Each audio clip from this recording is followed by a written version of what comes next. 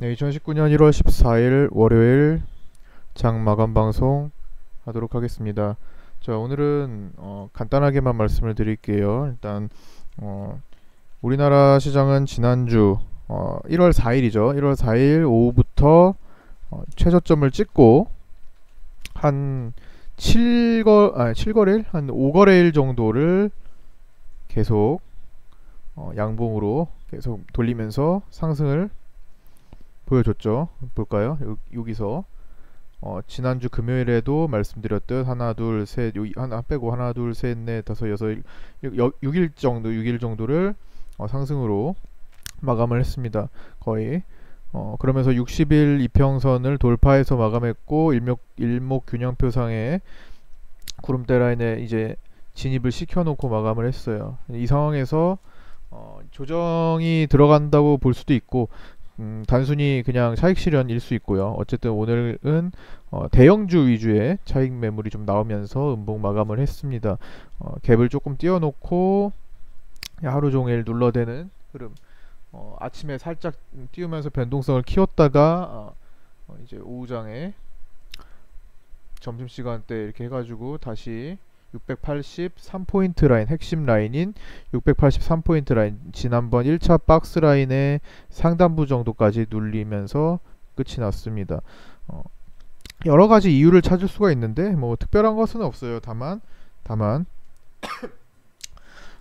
이제 뭐 언론에서 이제 등장시키는 메인 기사거리를 볼 때 조금 이제 부담스러운 상황, 상승이 부담스러운 상황들을 조금 만들었습니다. 뭐 예를 들어서 오늘 뭐 신문 일면에 여러 가지 신문이 있겠지만 대표적으로 뭐 경제와 관련된 신문 중에 대표적으로 뭐 한국경제신문을 든다면 제가 보는 신문이기도 하고, 그래서 보면 일면에 오늘 5대 그룹까지 신용등급 하락 위기다 하면서 금융위기 때도 없던 초유의 현상이다라는 표현까지 쓰면서 뭔가 이제 약간 분위기를 험악하게 만드는 역할을 좀 하고 있습니다.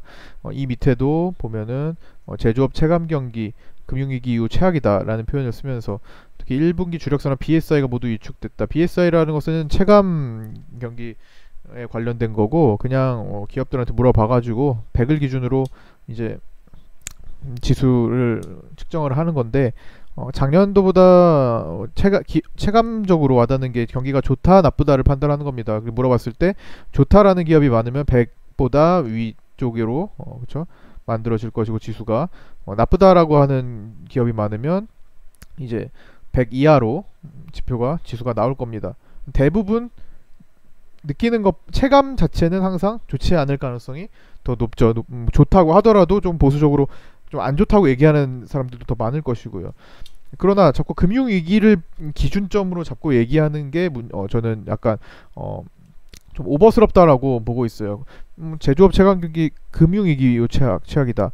그리고 여기 보면은 금융위기 때도 없던 초유 현상이다. 5대 그룹 신용등급 하락이. 자, 맞는 말이에요. 그러나 BSI 같은 경우는 특히 5대 여기 보면은 85예요. 85.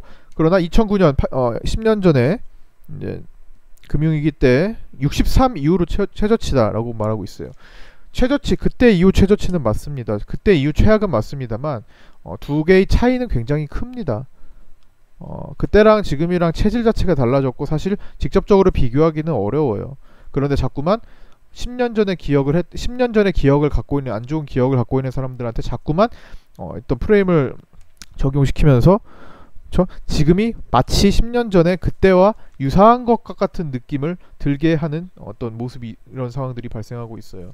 이런 것들도 어느 정도 영향을 미치면서 이런 게 그냥 단순히 이것만 가지고 뭐 이렇게 만들어진 게 아니라 전체적으로, 그러면서 어떤 차익 실현 어떤 욕구도 좀 나온 것이고, 외국인이나 기관들 전부 다 해가지고 그러면서 조정이 같이 일어났습니다. 그러나 뭐 조정이 하루 이틀 나올 수 있는 거는 뭐 또 하나 있죠. 뭐 브렉시트 표결을 좀 하루 앞두고 있기 때문에 또 그것도 부담으로 작용을 한 것일 수도 있습니다. 어떤 이제 불확실성이 또 하나 앞서 이제 결정이 돼야 되는 상황이 또 있기 때문에 이런 것들을 앞두고는 사실 조금 움츠리는 경향이 있어요, 증시는. 그래서 그런 상황들이다. 사실 증시가 올라가고 내려가고는 갖다 붙이면 됩니다. 지금 현재 나타나고 있는 현재 안 좋은 거든 좋은 거든 올라가면 좋은 거를 더 강조해서 갖다 붙이면 되는 거고, 안 좋은 것들은 뭐 시장이 내려갔으면은 안 좋은 것에 또 강조해가지고 거기다 살을 붙이면 되는 거예요. 그렇게 해서 기사를 내보내는 경우가 많아요. 어떻게 알아요? 이 많은 메커니즘 속에서 얘 때문에 얘가 내려갔고 얘 때문에 시장이 내려간 거야, 이렇게 단정 지을 수는 없습니다. 그냥 여러 가지 이유들이 있는데 얘네 때문에 어떤 투자 심리가 위축이 됐구나, 얘네 때문에 투자 심리가 좋아져서 올라갔구나, 이렇게 판단을 하는 거지. 이런 상황 때문에 내려갔고 이런 상황 때문에 내려갔고 지금 또 이런 상황이 펼쳐져 있으니까 또 내려갈 거야 올라갈 거야, 이렇게 단정 짓기는 좀 어렵습니다. 그래서 뭐든지 종목도 마찬가지예요. 어떤 호재 공시가 떴는데 안 올라가는 경우도 있고, 그쵸? 악재 공시가 떴는데 올라가는 경우도 있고, 악재 공시가 떴는데 내려가는 경우도 있고, 호재 공시가 떴는데 내려가는 경우도 있고, 다양합니다.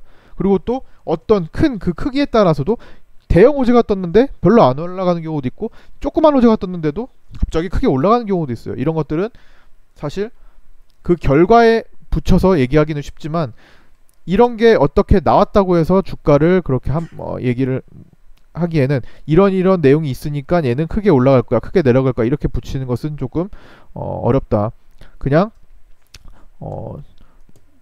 상황은 지나고 나면은 거기다 이유를 붙이는 건 쉬운 겁니다. 그러나 어쨌든 중소형주 같은 경우는 특히 호재 공시가 나와도 진짜 올릴 만한 준비가 안 돼 있거나 올릴 만한 상황이 아니라면 그냥 거래가 없어요. 거래가 없는 경우가 태반입니다. 반대로 조금만 약한 공시가 떠도 이게 그런 틈을 보이면 올리겠다라는 의지가 있는 종목들은 그냥 거래를 붙여주면서 매수세를 유도합니다. 시장에서 조금만 VI 한번 걸어주면 사람들 이거 VI야 뭐 순위 뜨고 막 이렇게 해서 서로 매수세를 불러일으키는 그런 역할을 합니다. 그러니까 이제 그런 것들, 이런 메커니즘을 순서를 뭐 이해하시죠? 어쨌든 그런 식으로 좀 바라보시고, 지금 시장에서 내려가는 이유와 올라갈 이유를 그냥 지금 벌써부터 찾아서 이렇게 될 거야 라고 단정 짓는 것은 조금 좀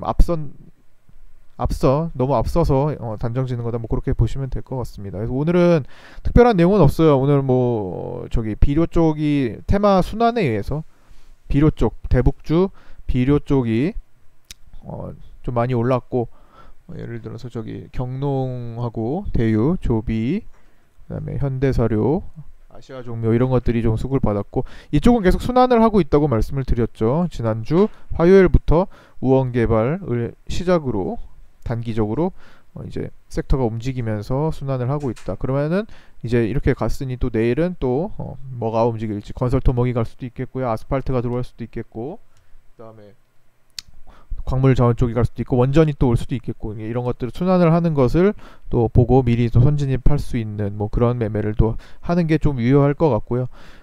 굳이 옮겨 다니실 필요도 없을 것 같다는 말씀을 계속 드립니다. 어쨌든 코스닥은 683포인트 라인에서 700포인트 선에서 최대한 간결하게 포트를 만들어 주시는 게 좋겠습니다. 지금은 한 3개월 정도, 10월 이후로 3개월 정도 흐르는 구간에서 딱 그 위치가 만들어지고 있으니까, 이 구간에서 최대한 정리를 많이 해주고 계셔야 돼요. 지금도 부지런히 하나씩 매도하면 다른 거 압축하고, 아니면 단기적으로 뭐 하나 들어갈 수 있으면 들어가거나, 웬만하면은 압축해서 정리를 한번 하고 설 전에 한번 끊고 만들어서 다시 출발하는 게 더 바람직합니다. 그게 심리 치료에 더 좋아요. 그냥 어지럽게 정돈 안 돼 있는 상태를 갖고 또 늘리고 막 하는 것보다는 하나씩 한 방에는 하지 마세요. 하나씩 줄여 나가시는 게 좋을 것 같습니다. 그게 미래를 위해서 단기 레이스가 아니기 때문에 그게 훨씬 더 바람직한 방향으로 만들어질 겁니다. 그 다음에 오늘 수급은 코스닥이 이제 1000억 정도 매수 개인들이 했고요. 다행인 것은 투신이 매도를 강하게 하고 있지 않다. 투신이 매수 전환된 상태로 들어오고 있고, 코스피는 개인 외국인만 나란히 샀습니다. 700억, 900억. 그 다음에 오늘 하루 종일 조금 바이오 시장을 좀 위축시킨 것은 셀트리온 헬스케어가 3%가량 계속 하방으로 움직이면서 연관적으로 바이오 종목들을 계속 오늘 힘을 좀 죽여놨기 때문에 시총이 가장 높은 바이오 섹터가 못 움직이니까 시장은 그냥 어두울 수밖에 없었다라고 보시면 됩니다. 셀트리온 헬스케어는 살짝 밑꼬리를 조금 더 달고 내일 전환될 가능성도 있습니다. 뭐 브렉시트 상황을 좀 봐야, 표결 상황 분위기를 좀 봐야 될 것 같고요.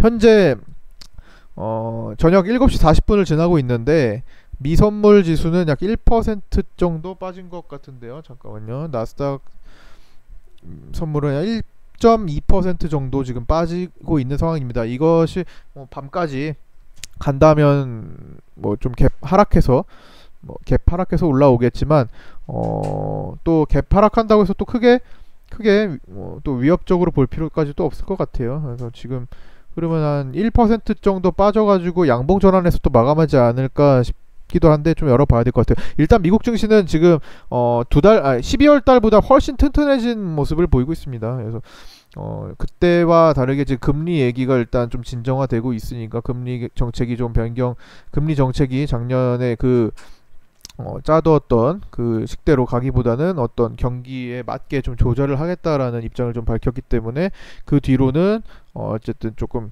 튼튼하게 반등을 하고 있는 상황이니까요. 좀 더 지켜보시고 미국 증시는 그래도 좀 아직까지는 견조한 편이지만 지금 이번 주 초에는 조금 약간 불확실성을 좀 갖고 있기는 합니다 정도만 알아두시면 될 것 같습니다. 이번 주에 미국 증시가 잘 조정을 받치고 잘 지나간다면 또 설까지는 또 1월 효과 마무리 잘 할 수 있는 여건이 또 충분히 될 것 같습니다. 자, 요 정도로 오늘 간단히 마감을 하겠고요. 또 우리가 좀 봐야 될 관심 섹터는 두 가지 정도만 소개를 해드리자면, 어차피 시장 섹터는 계속 순환할 겁니다. 지금 아직도 수소차가 끝나지 않았는데 수소차는 또 연속적으로 또 움직일 수 있어요.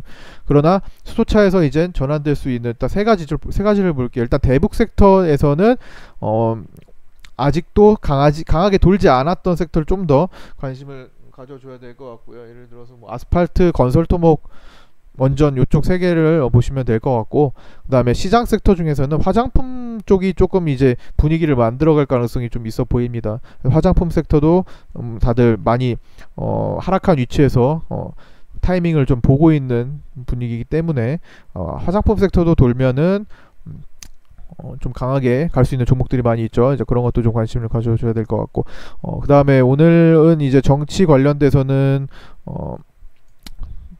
황교안 테마 쪽이 조금 많이 움직였는데 저 정치적인 이슈로 인해서 한창 제재하고 성문 전자 우가 많이 움직였는데, 자, 여기서 이게 수급이 이동을 한다면은 이제 다시 이낙연 유시민 쪽으로 오거나 또는 이제 개각 관련해 가지고 김부겸 쪽에 좀 관심을 가져주는 것도 좋을 것 같습니다. 김부겸 장관 쪽 종목들도 좀 관심 있게 좀 볼 필요가 있을 것 같고요.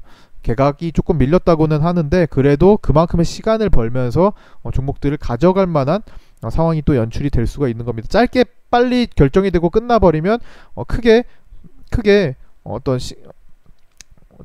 에너지를 축적하지 못하고 짧게 끝나버리는 수도 생깁니다.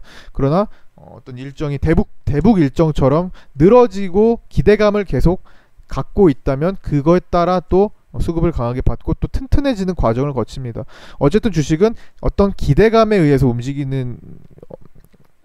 때문에 기대감을 가질 수 있는 시간이 길어지면 길어질수록, 너무 길면 안 되지만 어쨌든 긍정적인 기대감을 가질 수 있는 시간이 좀 더 갖춰진다면 그만큼의 에너지 확보를 할 수 있는 시간이 또 주어지는 겁니다. 그래서 그런 것들도 참고하시고요. 이 정도로 오늘 마치도록 하고요. 나머지는 내일 흐름을 보고 말씀을 드리도록 하겠습니다. 자, 고생 많으셨고요. 내일 뵙겠습니다.